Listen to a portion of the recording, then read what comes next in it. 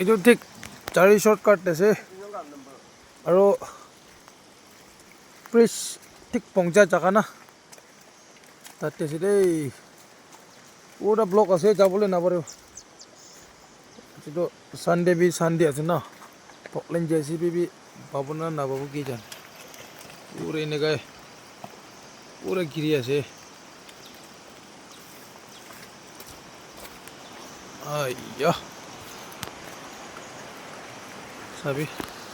পুৰা টিভি কি জানে